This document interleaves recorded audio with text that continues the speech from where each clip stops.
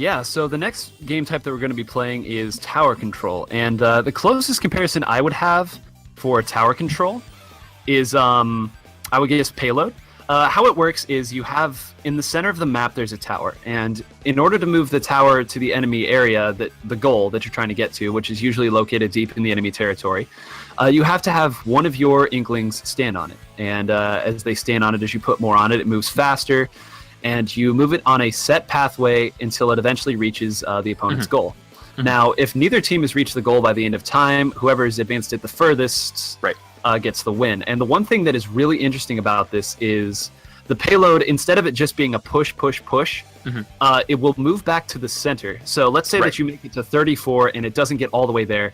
If nobody's standing on it for some time, the other team does not have to do anything about the tower. The tower will move back on that pathway back to the center on its own. So the big prolonged pushes that we're going to be seeing here really require almost 2 wipes to make, because you have to get a pretty good number of them down to get the push initially, and then you also have to get another push or another wipe because they're going to have plenty of chances to defend the tower.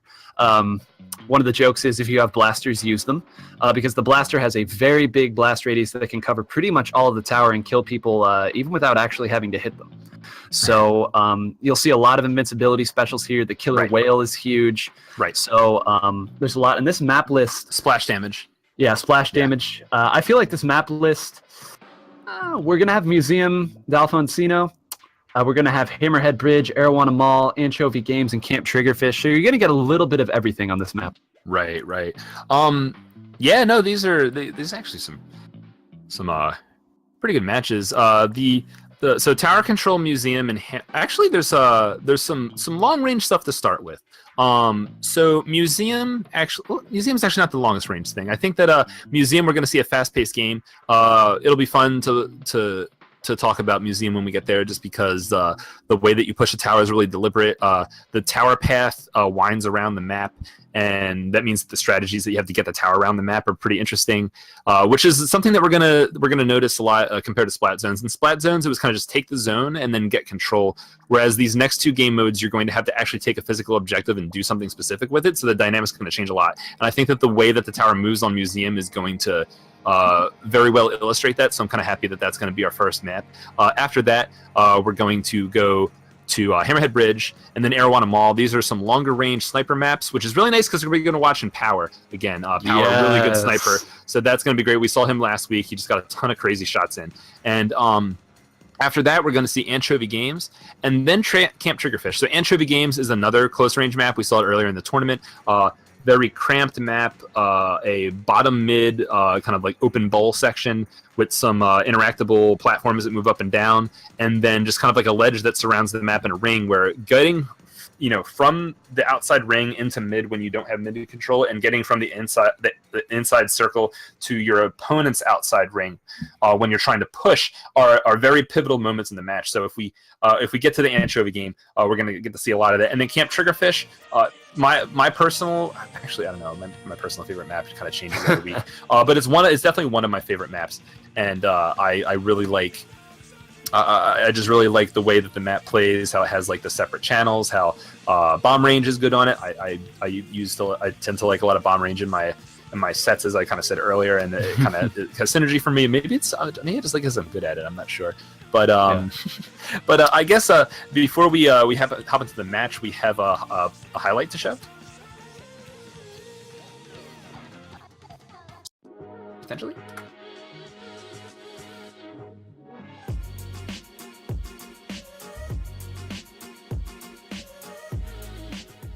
Ink Delta, more than anything, is friendship, loyalty.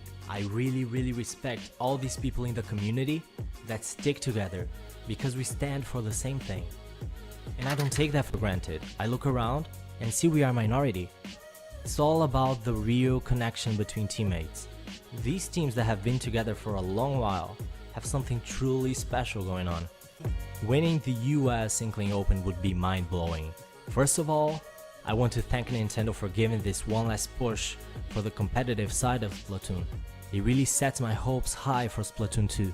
The biggest prize, no doubt about it, would be getting the chance to meet my teammates. It would really mean the world and consolidate that friendship and competition go hand in hand. No need to shut one down to get the other. I can't say we're going to win. We're in for the experience, we're in to have fun, we're in to give it our best, always. And if victory happens to come our way, it would be a result of all of that, of all we've been through together since 2015. If there's a reason why we would win US Inkling Open, it's our bond.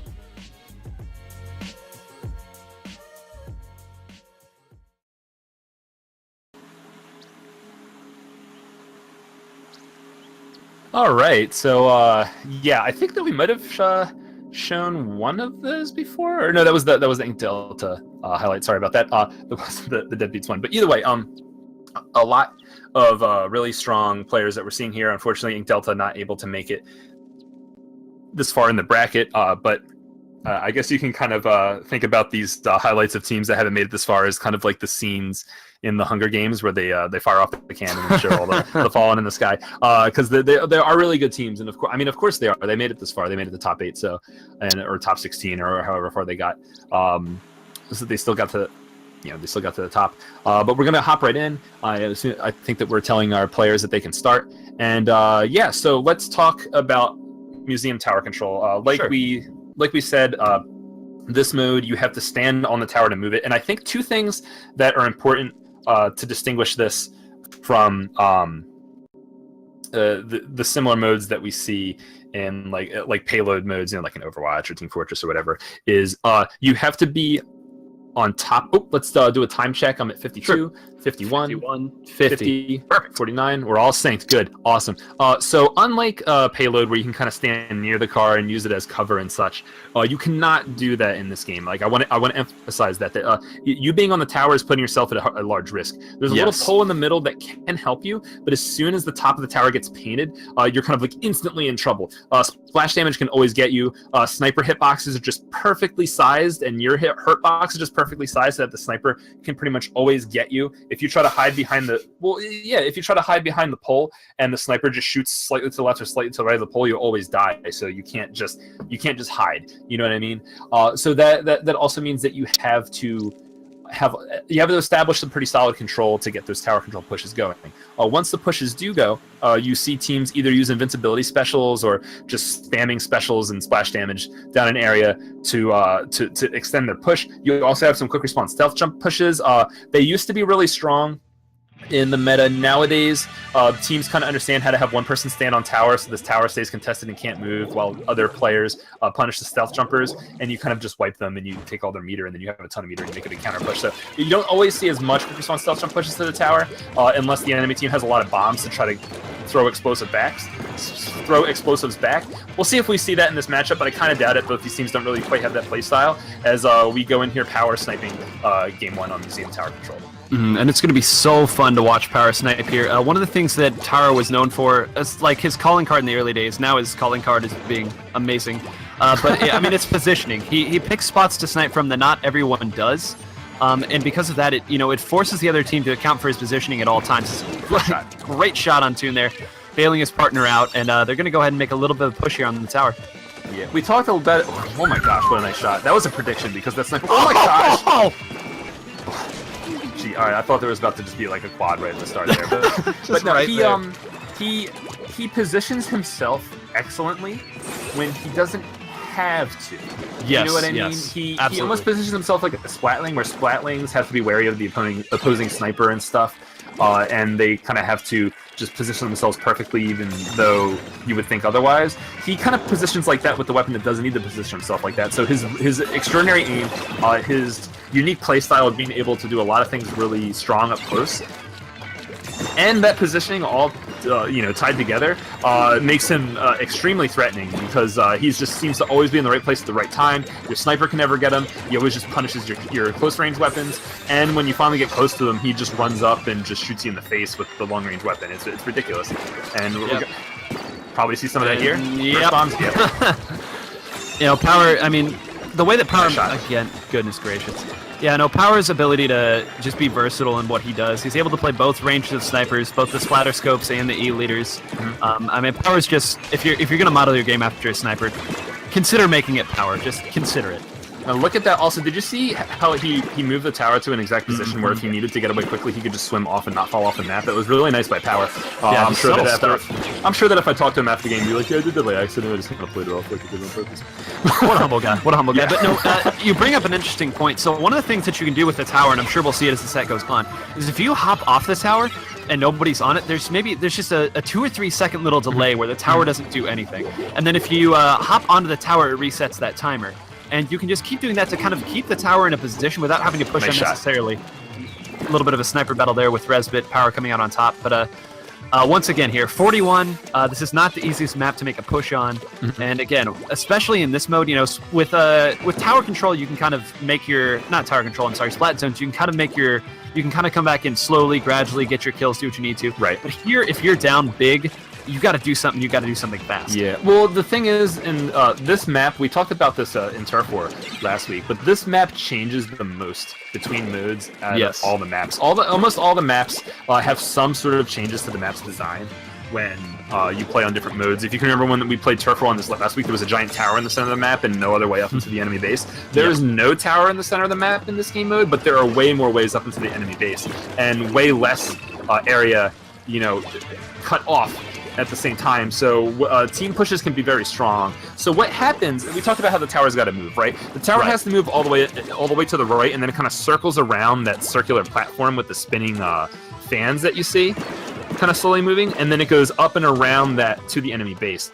You have to push all the way to the right, but in order to do any of those things, people have to be at the left, right? Because that's where the enemy's going to come from, and that's your opportunity to flank. So while you have to push the tower right, you also have to get left control. So it's pretty interesting that's how you have to push the tower, but it also means that if the opponent has a successful push on you, they're going to be really close to your base, even if a tower isn't there yet, which makes it kind of difficult to just like kind of safely leave your spawn. And you know, you have to take everything really methodically. And Power gets another close range kill there. Has he even died yet? I don't even know. But I don't think he has. He's just backed up a couple times. This might be it. Spoke too loud. Nope. Maybe his teammates are able to kind of save him there.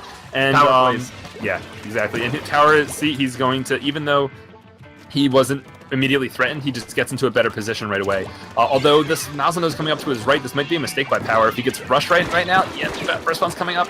He's going to have to run towards enemies. Bombs going off. He's hiding right now. This Kraken knows he's here. Oh, gosh. Oh, no. Oh, and it goes out at the right time. Can he get the kill? Almost. Got a little bit cheeky there. Unfortunately, as I was talking about how he gets good positioning in situations like that, he actually kind of didn't run away enough. But it's okay. His teammates able to clean that up. They didn't come out on top of the situation, but now Kraken gets used early. Tower's got to push all the way to 41. I think Power's going to get this, especially if no one comes over here to the right and Power's able to just pick off Tower before it kind of... Although one going down here, now 2 down, this could be something. Power does not have an invincibility special here. And this is dangerous. If Lost Faction has an invincibility special here to stack up, he gets the kill on Tower. He gets another! Can he get the last one? Yes, that was just long enough for his teammate. He gets another one. Can he do it? Oh my Power gosh. does it! Power, please! Wow. So, oh my goodness, that was exactly what Lost Faction was looking for. They had the advantage. The teammates weren't back. He got Boo on the tower. I don't know if Boo had Kraken there, but it didn't matter. An incredibly clutch play by Tower, going 10-2. Yeah, and I think all of Power's deaths were right there at the end, right? Like he died once, and then he died another time. Kind of playing objective. I'm actually trying to remember his other death. Maybe there was one earlier in the match that I didn't remember. But either way, Power had good positioning throughout that match. Pretty much only made like one minor mistake that didn't really cost him. And then he was able to completely clutch save the game. He got that amazing triple while he did not have anyone to support him. And by the time the fourth member started putting Power in a position where he might not be able to get the kill, his teammates were alive, they showed up, and they saved the game. So really good pressure, maybe a little bit shaky at like the 2/3, 3/4 point of that match, and then a beautiful finish. Yeah, and oh goodness, so many things I want to say. There's a million puns right now. Power control, power play, Power's towers, a ton of different stuff. But one thing that I do want to hit on that you talked about early, you said Kraken goes off early. Yeah. And for those who aren't as familiar with Splatoon, we talked about this in the pregame.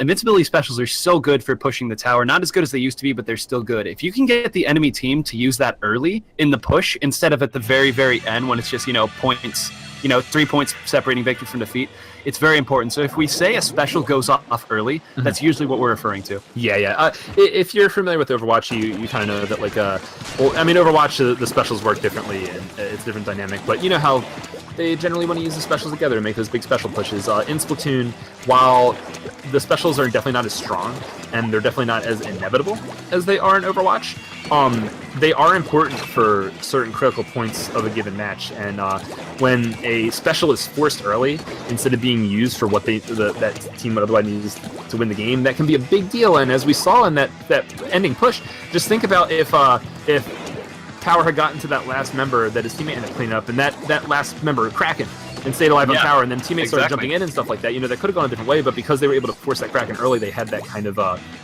they knew that the enemy had a lack of a backup plan. So if they were just able to get the kills, then the game would have been over.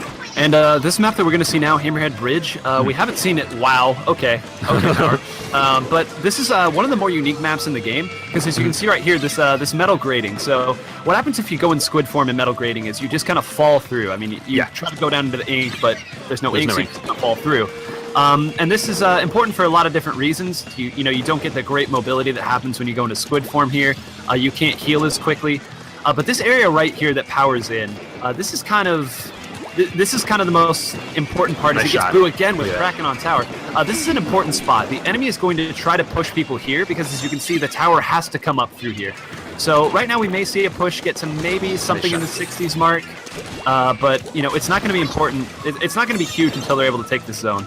Yeah, I do want to point out that while Power is definitely a very, very, very strong sniper, and like I said, Deadbeat definitely the team to beat. The opposing sniper Resbit is no joke either. And as we've been seeing, Power's been getting these kills, but Resbit's been getting a lot of kills too. And the dynamic of the way snipers work in this game is because of the charge time, because it's so slow to charge to shoot at another sniper. Snipers tend not to really interact with each other that much. The snipers will sometimes try to scare each other with their lasers, but for the most part they'll go after opposing shooters, right? So while Power is getting these kills and it's making him look like his team's in a great position, if Resbit's also killing Power's teammates, it's not that good of a position. So as we're watching Power get these kills, if you know, Resbit's over there doing the same thing, it's going to take some work from the shooters for... Resbit gets the shot in right there, 3v3 situation. But yeah, to finish that up, it's going to be up to the shooters to start dealing with Resbit, and Power is going to have to just do his part and wait for his teammates to make up theirs. Yeah, and you see right now, one thing that we talked about, you know, this has this Elir. It has Kraken, but it also has the beacons, and right there you see Power kind of playing around his beacon. Really important on a map like this where there's a lot and you don't always have access to all the map all the time. So I just wanted to throw that out there. Yeah. Beacons really big, so if you hear us say setting up beacons, this is kind of what we're referring to. Yeah. Beacons being those mobile spawn points that we talked about earlier. In a map like Tower Control, having beacons kind of set up around the map where the enemy's kind of forced to kind of group up too tightly to the tower, you can just kind of jump in a good position where a beacon is and stop a push by pincering the tower from two different directions. Pincering the tower is huge. That'll be really good for you.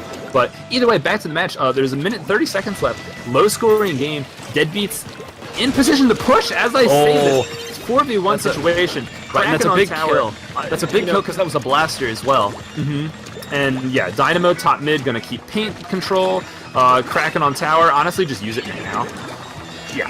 And there it goes. Yeah. And who gonna jump on Karate? No. What? What's happening? Okay, find the game. Power might even just go run and try to kill Resbit right now. And he does. Well, Tim helped. Tim and him have the same idea. That's what I'm talking about. See, Power will, in these situations, will just use the sniper like it's the shooter. That close range, that ability to just fight close range is so huge. Oh, he's echoed right now. Needs to be careful. There might be someone over to the left. If someone left jumps up right now, he would be in trouble. Maybe called out that there's no one over there. Either way, Power's going to move back. Tower moving up to 13 points. This is crazy. We just said there was a minute left, and Deadbeat's Power's going to get on and out. Oh, okay. Resbit going to give them a little bit more time there to play, but no, that's going to be it. Well, yeah, okay, no. Stealth Jump just coming in and keeping that Tower pushing up. But I just want to... So he got two incredibly important dodges and kills on Boo there, because we talked about how the custom range blaster is arguably the best weapon in Splatoon. And one of those kills, you know, Boo had come down and he just stalled just long enough to where Tim could come over and help him. And then additionally, he got another kill on Boo just a little bit later when Boo had already put one shot on it. And so, one more shot would have done it, but he killed Boo. And if he'd gone down there, Boo may have been able to get the kill on whoever his teammate was jumping in. He might have had Kraken afterwards because the custom range blaster always has Kraken. Right. So, I mean, it's those small little instances that, the top players make the great plays. And this is 2 matches now that Power's done exactly that.